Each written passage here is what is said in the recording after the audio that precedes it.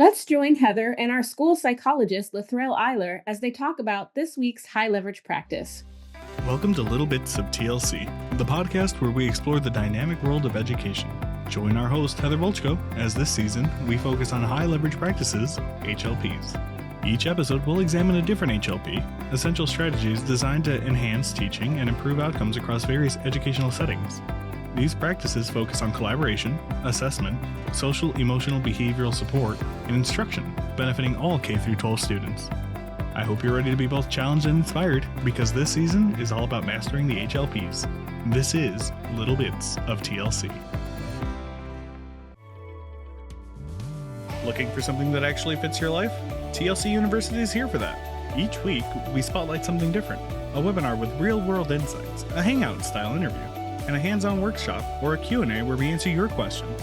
It's flexible, it's self-paced, and most come with CEUs. So whether you're looking to grow, reflect, or just listen in, there's something here for you. And it's all in one place. university.thresholdlearning.org. That's where you'll find show notes, professional blogs, a full catalog of ACE-accredited courses, and downloadable resources. It all just keeps growing. So whether you're walking the dog, commuting, or taking a breather between the daily grind, TLC University meets you where you are. Head to university.thresholdlearning.org and check out what's new this week. See you then. Teachers select and implement assistive and instructional technologies to support the needs of students with disabilities. They select and use augmentative and alternative communication devices and assistive and instructional technology products to promote student learning and independence. They evaluate new technology options given student needs, make informed instructional decisions grounded in evidence, professional wisdom, and students' IEP goals, and advocate for administrative support in technology implementation.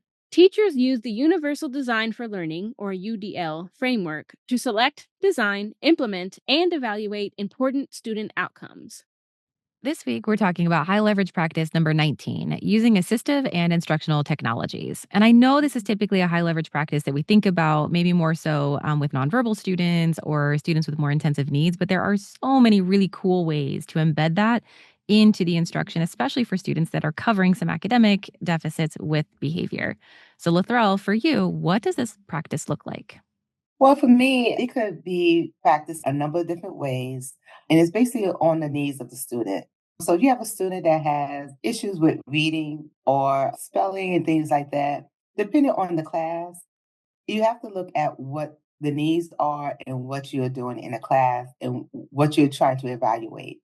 So if you have a student who you want them to write a 5-page paper or even a paragraph on a particular subject, and you're looking for content, not necessarily grammar, it's nothing wrong with them doing a talk to speech, I think it is. I always get them confused. But being able to talk into the tablet or the computer and to put their thoughts down and have the computer type it out for them if they're not good at spelling or they're not good at reading. If they are able to put that idea along with content into the computer and it types it out for them, is that really what you're looking for, or are you looking for spelling? Because then you might look at a different ways for them to do spelling for you. But if it's just about content, you can use a talk to speech, a speech to talk. I keep saying the same thing over again, but you could use that app and that assistive technology to help that student and still be able to grade them appropriately on what you're actually looking for. So when you start thinking outside the box about what you want the student and what you want them to produce in order to get a grade versus looking at the little tiny things like spelling and maybe sometimes grammar, you can kind of balance out if the child can use or the student can use technology versus they need to do pen and paper type of work. I know sometimes we will write in very explicit uses of assistive technology within like an IEP or sometimes even like a 504 plan. But I've always come from the angle of like universal design for learning. Like what's good for one is probably going to be helpful for all. And I really think that that's where this high leverage practice, like we can talk that intensity of like they've got an identified, deficit in this area and that requires these supports so that they can, perform similarly. But there's also just an aspect of, it could just be helpful. So I'm curious, have you ever had to kind of walk with teams as they're just trying to explore what could be helpful? Like how have you helped teams maybe look beyond just what they're seeing at the moment, right? Especially with this population, we tend to see behavior. And so now we're saying, well, they're not doing their academics because their behavior is getting in the way. How have you helped teams to say, okay, but how could we actually leverage that learning opportunity to kind of naturally decrease the behavior just through, finding some of these creative, either it's tech or just some different types of assistance that can help them through it? I like the universal design for learning because one of the things that's important is to understand again, what are you asking of that student? So if that behavior is being disruptive to everybody in the classroom, are you really teaching? Or is there something that you can help that student with to lessen the behaviors and give them the things that they need so that at least most of the classroom can learn what you're teaching and that student can start to learn things that they need to be successful. So sometimes you just have to have a conversation with students. I know we had one instance where we did not realize the student might be dyslexic. So, the student was acting out and the reading wasn't on par with the grade. And they were a new student to this, to the area. It's middle school. So they had a whole bunch of transitions going on looking at, their history from the other school, it went to fourth grade. They technically should have went to fifth grade if they stayed where they were in the same school. But because they came to this district, fifth grade is now middle school. So they went from not having that last year at their school, moving away from friends. They're now in a much bigger school in a new grade, and you saw concerns about reading, but nobody ever, really addressed it. So the student came there, was acting out because all this information was being put to them and they didn't know how to respond. And so now they're being asked to read, books and write paragraphs and things like that. And they literally said, I can't read this one day. And they got upset. They had flipped, through the book and said, I can't read it, walked out the classroom again. And they came to the office. And it was like, oh, okay, well, we got a call that the student, walked out, but they literally came to the office and they were upset. And my officer happened to be across from the principal. So I hear the principal kind of talking to the student. And he actually ended up bringing that student in my office and was like, you want to talk to them? Because they saying they have this, they can't read certain stuff. And so talking to the kid, and the kid was like, "Yeah, sometimes letters move." I was like, "Oh, flag." That's not good. And we actually ended up referring them for testing. And one of the things we ended up finding out, the student also couldn't see. They Mm. needed glasses. So somehow in the transition, the parent was still trying to get glasses for the student, but they lost his glasses, moving. And the kid was in school with no glasses, and the letters are moving off the page. And so we had to find some things in the meantime to figure out, is this really a reading deficit or is it something that we can do? We can get them a tablet to look at. And one of the things we actually ended up doing is finding fonts for them that actually made the letters a little bit thicker on the bottom. And that helped for them to be able to read. And in the process, we reached out to another team member who worked in the community, and they were able to get them some glasses. In the time being wasn't the glasses that they wanted, but they wore them at home at least. So they were able to read some things. The behavior got a little bit better. We actually ended up referring them out to do outside testing. We just kind of mentioned it, like, hey, do you think there's any other concerns? Do you think it's just reading or is there something else going on? And mom was like, yeah, I think we got a history of dyslexia in the family, might be that. It's like, oh, well, you might want to look into that. So, we kind of referred it back out. But, in the meantime, we used some technologies to help that student with some of the reading and some of the behaviors did cut down. It wasn't perfect, because when it was too much reading, things like English and social studies, it was a problem, but they at least tried, So it became a thing of, okay, what do we really need for this student to do? Can we do some of those technologies to just have them talking things out? Can they be with a partner to help them read and track, what they're reading? Can they work in teams to do assignments so they're not losing as many points and things of that nature? So it was a lot of different strategies we had to use. Probably this year coming up, we probably going to end up referring that person for, child fine, depending on what, the parent did over the summer. What it boils down to is that you have to really think outside the box. Sometimes you have to bring in technology. Sometimes you have to use some modifications and different strategies to help that student so that they're not as distracted in class or distracted other students, and it allows you to teach. So you just have to kind of look at different ways of trying to use what you have to help everybody across the board. So that's just one example I had this year. Well, I appreciate that your examples of technology is changing a font, right? Or glasses, right? And those are technically technologies, but a lot of people will hear technology and think an app or a program, or something that must live on a device, or something like that. So I love that you're bringing forward like, no, it's actually a whole bunch of different things, and use what you have, right? Like whatever you've already got. I mean, my background teaching in math, I mean, a technology was a calculator. And there's, differences of perspectives of, can you do algebra before you know your times tables? There's, different schools of thought. And with like, no, they need to know their basic facts before they can do anything beyond that. Or no, you accommodate and you assist some of those things as long as they've got that mathematical relativity. They can tell the difference of, they plug something into to the calculator and it's completely bogus. They'll be able to know that, oops, I did something wrong there. But like those are technologies, right? And it's just those little boosters, those little things that can really be supportive. But I also appreciate how you're then saying, yeah, and it's not always just behavior. And I love the story that you shared because the kid was like, I can't read. Like, this is not something I can do. And they were able to identify what some of that like underlying piece of like, yeah, I'm getting angry and I'm throwing my book or whatever, but it's because I can't read. And not all students do that. I think not all students are even maybe aware of what it is that is hard for them. They just know that school is hard, but they haven't really drilled down to like, I can't read. So for you, as you're supporting teams trying to figure out like what is going on behind this behavior and what do we already have that we can try to just honestly like just pilot, see what works, see if something is helpful. How do you guide teams through even trying to dream up what might be some, I don't know, easy ways of trying something different to see if they get a different response from that student?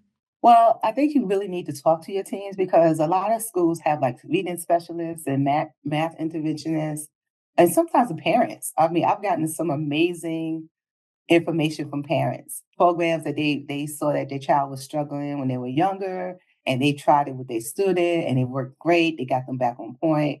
Even with I talked about the different font that came from a parent whose child had dyslexia, and they was like, yeah, that helped my student. And so, as they're telling me different things, I'm talking to different parents in different capacities. I'm taking notes. I'm going to the website as they're telling me about the website, and I'm, starring it. And so those become part of my resources. And one thing I've learned is that teachers like good resources. They may not know always how to use them, but they like a good resource. So one of the things I've learned is that if I get a good resource and I see how it works and things like that, I will refer it to, a school counselor, to the teacher. I'll reach out to the reading interventionists to see what they've done. Parents, again, will tell you information about things that are out there and what they found on apps because they're trying to figure this out too, So you just talk to your team to figure out what's going on. You got some old veteran folks that's out there. You got these young people that they know technology like the back of their hand. Talk to them about it. I'm kind of in between when it comes to technology and all that stuff. I'm kind of old school, but not really. I like a good app that's going to make things easier for me. So, and sometimes the kids, figure out things. I found out some of the kids, you know, fifth, sixth grade are using AI to write their stuff. And it's like, oh, well, that's great. I'm glad you found it. However, what are you actually learning? And are you learning the right information? So that's another thing that you have to teach about technology when you're working with students is that all the information that's out there may not be correct. And so that's your chance to teach internet safety, limiting your time on there. It's nothing wrong with going to a book and trying to, figure it out, compare it, things like that. So, these are some of the strategies that you teach to other professionals so they can teach to the students. And sometimes you just have to skip the the other professional and do it yourself. So yeah, it's just a lot of different things that you have to like experience and just try out. And wherever you get that information from, whether it's from a student, parent, caregiver, somebody you happen to be at a conference with, just take that information and just add it to your bank of resources that you can use and provide to other people. I'm so thankful that this entire conversation has not housed on running a specific assessment to define a certain, device that is approved for student use, which is so often how kind of assistive tech is looked at. So I'm curious for you, how as a professional have you been able to see all of these tools as resources as kind of that universal design, as also like a school psychologist that is very specific in knowing like what is the exact need and how do you align, this specific tool or resource to that need. I mean, we haven't talked about, well, in 504s we use this and IEPs we use this, or if this, diagnostic category has been met or achieved, then this type of, thing would be, appropriate to include in the formal documentation. So I'm really curious just to learn from you, like how have you held that perspective that's just like, well, figure it out, like try some stuff, talk to people, learn things. Like how did you get there from such a technical field? I said in a different podcast, I'm a lifelong learner. I like trying different things and I like learning different things. And I love how, again, people will talk about what they know and people like to share information. That's what it boils down to. They like to share information. I like learning about different things. So I just kind of take pieces with me that are appropriate. Even if it's not appropriate for what I do, I still keep it because somebody might need it. And just knowing that, if you can't get to a school psychologist, here's something else that you can use in the meantime. If you can't get to that psychiatrist, that medical doctor, here's some other resources that you can use because we all know there's a shortage of educators out there. It's going to be, if not already, there's shortages of doctors and nurses and things like that. You have to keep things where you have to maintain until you get there. So those type of resources that are out there, I'm used to providing, just from my experience in mental health, I'm used to providing resources that help you maintain till you get the things that you really need and get that appointment that you need. So that's kind of where some of that main mentality comes from, as well as always wanting to learn. You'll be very surprised that, necessity leads to ingenuity, as they say. When it comes, being able to figure things out and make things easier. People, no matter what their background is, people have expertise in something, and you have to be open to it and listen to it and take that information. As you're not an expert in everything, so take that information and keep it in your back pocket, and then you can use it and then use it, provide it to somebody else. So that's the kind of mentality I have when it comes to getting new information. Again, I always think that it don't matter who they are, they can teach you about something you didn't know, whether it's a child teaching you something, somebody that's nonverbal teaching you something, somebody older, younger, in a different profession, somebody else can always teach you something that you didn't know. So that's the mentality that I have. And then you also have to know your deficits. That's the other thing. When you know your deficits, you also want to kind of, make sure that you are covering those deficits and at least acknowledging that you don't know, and you can move on to someone that does know. And then you pick up information from there. So it's a lot of different components, a lot of different experiences that has me this way. But I think it's definitely been beneficial overall for me in my profession. Oh, well, I know on our team, whenever I'm trying to come up with resource banks or what's another angle, or is there another, field or organization or someone who may have something, I was like, hey, let's ask Lathyrelle. Like you're always like very aware of like different resources, or at least aware enough to know where to go find different types of resources. And so, yes, I mean, on our team, you're definitely the resource queen. So no surprises here. Well, thank you so much for taking a little bit of time to chat through what, AT and instructional tech can look like, especially at just like a let's figure it out together type of level for students who are struggling typically with behaviors and kind of hiding some of those other things underneath all of what we are actually watching. So thank you so much for having this conversation with me today. Well, thank you for having me. Working in a self-contained, alternative education, therapeutic, or correctional classroom? Project Onward is a 6-strand cohort-based project designed to help you build a strong, structured program for complex students who need extra specialized support. You'll get practical tools to set up clear routines, strengthen engagement, manage behavior, and plan instruction that actually fits the splintered needs of your students. By the end, you'll walk away with a complete, ready-to-use program that has been adapted to your local needs. Led by Heather Volchko, Lathyrelle Eisler, Jonathan Barbario, and Manny Wacius, Project Onward blends proven strategies with vetted experience, helping you move forward with confidence. If you're creating something from the ground up or looking to update what you've got, this project gives you the structure and clarity to do it well. If you support students with low incident needs, Project Base helps you design a consistent classroom built just for them. And if you're working in general ed or resource settings with behavioral challenges, Project Thrive gives you the tools to work with, not against, the flow of your classroom. Visit university.thresholdlearning.org to meet the team and get started today. Let's move onward, together. When we talk about technology for students with disabilities, it generally falls into two categories: assistive and instructional. Assistive technology, often referred to as AT, includes tools like augmentative and assistive communication devices, or AACs, which are crucial for giving students access to instruction. These devices can range from something as simple as a pencil grip to more advanced tools, like text-to-speech features or communication devices that allow nonverbal students to interact with others. The beauty of assistive technology is that it's personalized, specifically designed to meet individual needs and reduce the impact of a disability, whether that means improving communication, mobility, or access to learning. On the other hand, instructional technologies are geared more towards supporting the learning process itself. Think about software or interactive games that help students stay engaged, or instructional videos that make learning more dynamic. Special education teachers often blend both assistive and instructional technologies to create a customized approach that meets the unique needs of their students. These tools work together to ensure that students can fully participate and thrive in their learning environments. Technology is everywhere in schools, shaping the way both teachers and students engage with learning. However, despite its constant presence, it's not always used as effectively as it could be to support the specific needs of students with disabilities. Just because technology is available doesn't mean it will automatically make a difference in student outcomes, especially when we're talking about students with unique learning challenges. Educators have to be cautious about simply picking tools and expecting immediate improvements in student performance.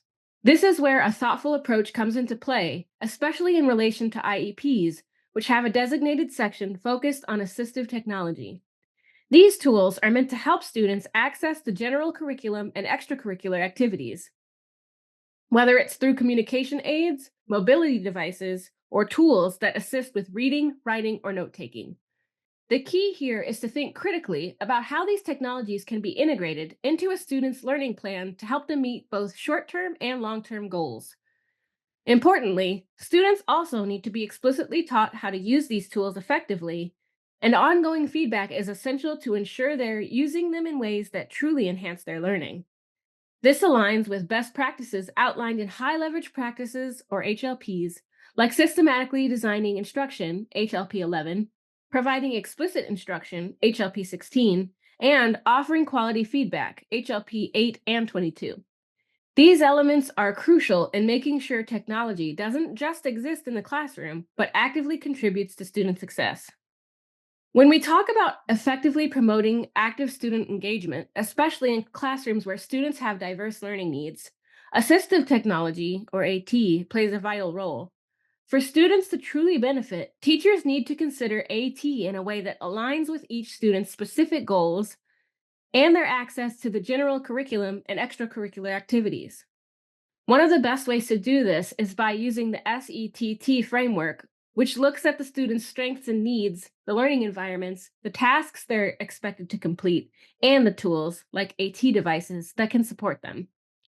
This process allows teachers to directly integrate AT into IEP goals, ensuring that technology isn't just an add-on, but a fundamental part of how the student engages with learning. And it's not just about picking the right tools. It's about collecting and analyzing data on how effectively these tools are working across different instructional settings.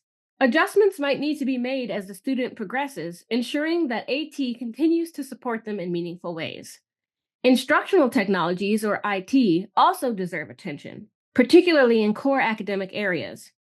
Teachers should be thinking about how IT can reduce the challenges students face, whether by minimizing reading difficulties, increasing engagement, or reducing the cognitive load on students. Accessibility is key. We need to evaluate and address any barriers that might prevent students from using IT effectively.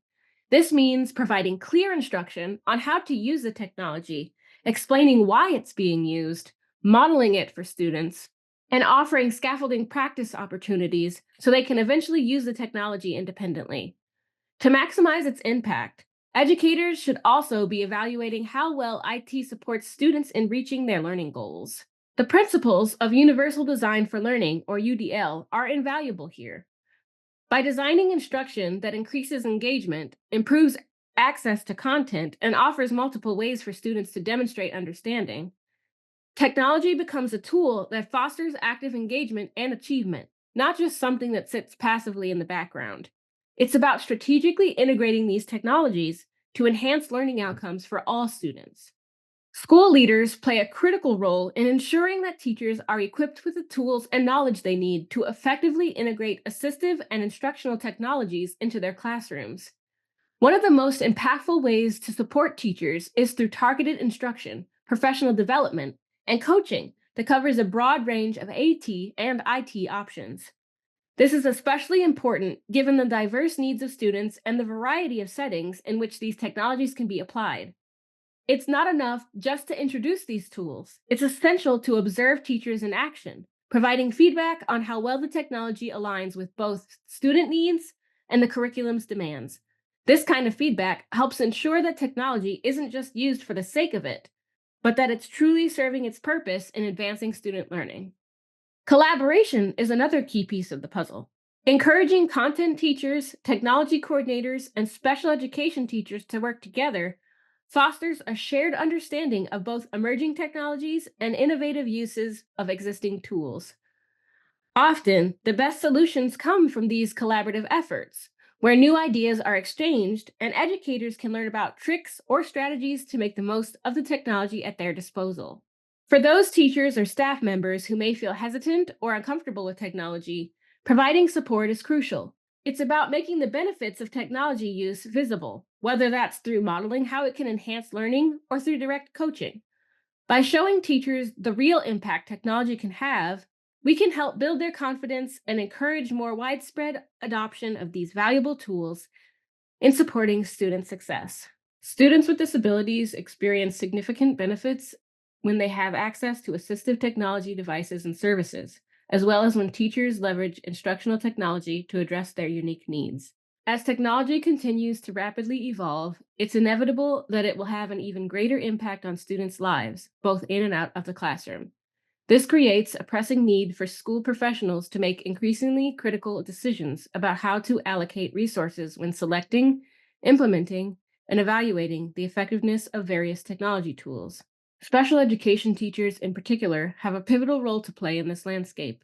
They must stay informed about the latest technology developments and collaborate with their school or district technology specialists to ensure that assistive and instructional technologies are used as effectively as possible to meet the needs of students with disabilities. These partnerships and a proactive approach to technological advancements are key to supporting the success of students with disabilities in an ever-changing educational environment. We hope you enjoyed this week's episode. Join us next week when Heather sits down with our leadership coach for building leaders, Ashley Cotton, to talk about our next high leverage practice. Hey, before you jump back into your busy life, consider dropping a like and follow @Threshold Learning TLC on LinkedIn, Facebook, and Instagram. And if you like our show, share the podcast with your colleagues. A personal recommendation is by far the best way to promote the podcast. Let them know that they can listen on Apple Podcasts, Spotify, or anywhere else that they catch their podcast. Just be sure to leave a rating and review on your favorite platform. You can email us at info@thresholdlearning.org. We always enjoy connecting with fellow educators and champions for educational justice. You can find everything you're looking for at thresholdlearning.org. See you there. Attention educators pursuing behavior analysis certification and universities preparing them for success. Supervision with TLC offers 100% remote fieldwork supervision designed specifically for school-based professionals. Educators can earn their hours right in their schools without leaving their classroom, all while being supported by experienced BCBAs who understand the realities of education.